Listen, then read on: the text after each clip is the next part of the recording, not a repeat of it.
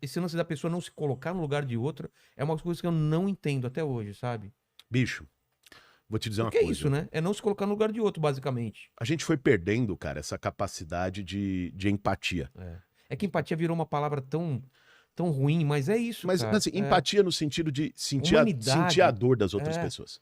Olhar para aquele cara que tá na rua, jogado numa calçada, que às vezes a gente olha e as pessoas desviam com medo, e pensar que aquela pessoa que tá lá, cara, podia ser seu pai, podia ser seu irmão. Não, e foi. Ou é, ou foi. É. Conversa com essas pessoas. O cara era advogado, o cara tinha uma família, e aí acontece alguma merda, ou pela impulsão, ou dá uma merda na vida dele, que tá todo mundo sujeito, cara.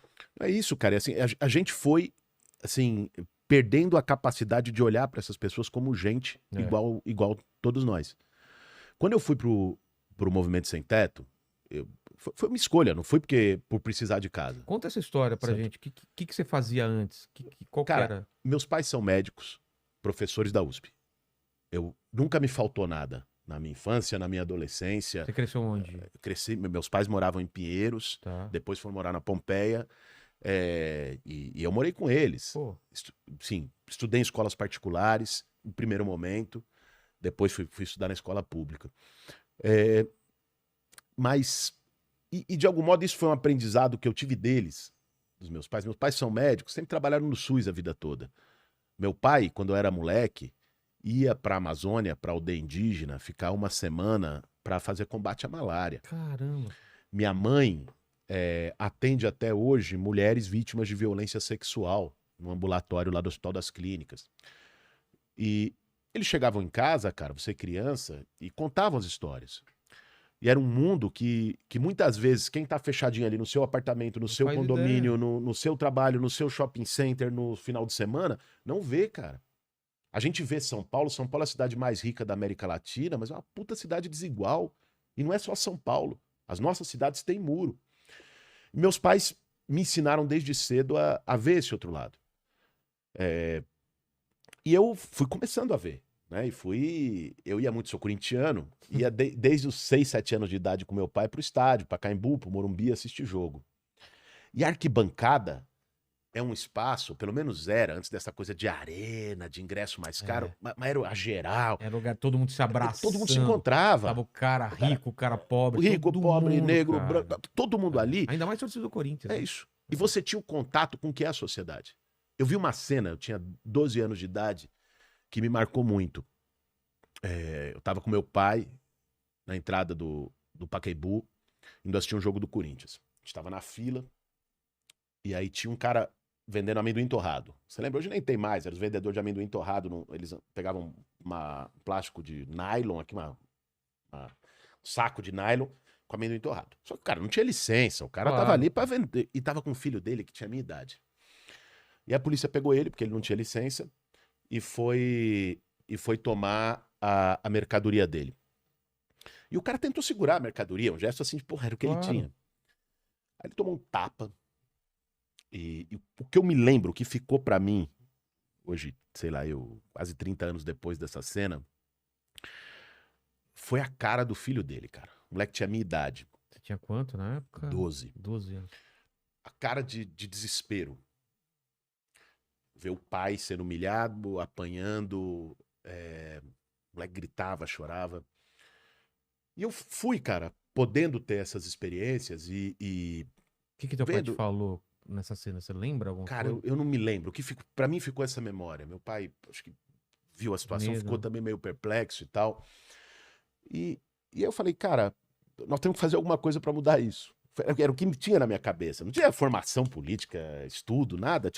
Era um sentimento, era uma indignação. Aí eu fui lá, o que eu podia fazer? Moleque, com essa idade. Eu montei o Grêmio Estudantil na escola. Aí fui, depois de um tempo, já com 14 anos, ia arrumar doação para o acampamento do Sem Terra. E levava lá na minha sala, na minha escola e tal. Aí teve uma coisa que me marcou muito também. Eu já tinha 16 anos, 17. Eu fui ser voluntário num projeto de alfabetização de jovens e adultos na favela do Flamengo, que fica na zona norte de São Paulo. E para mim, ir lá e conviver, e mais que isso, a alfabetização era pelo método Paulo Freire, que é um método que não ensina só o beabá, não ensina a pessoa que está sendo alfabetizada a escrever palavra, ensina a ler o mundo de outro jeito.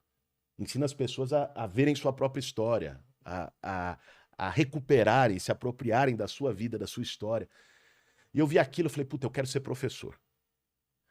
E aí estudei no ano, já estava estudando na escola pública, no Fernão Dias, entrei na USP em filosofia, mas eu falei, porra, eu acho que eu quero mais. Eu quero estar ali. E aí eu tomei uma decisão que foi a decisão que mudou minha vida, cara. Você quer mais um sentido de ajudar mais gente ao mesmo tempo? Eu queria falar, porra, eu quero estar ali, eu quero poder ajudar mais. Era uma coisa que eu pegava por dentro.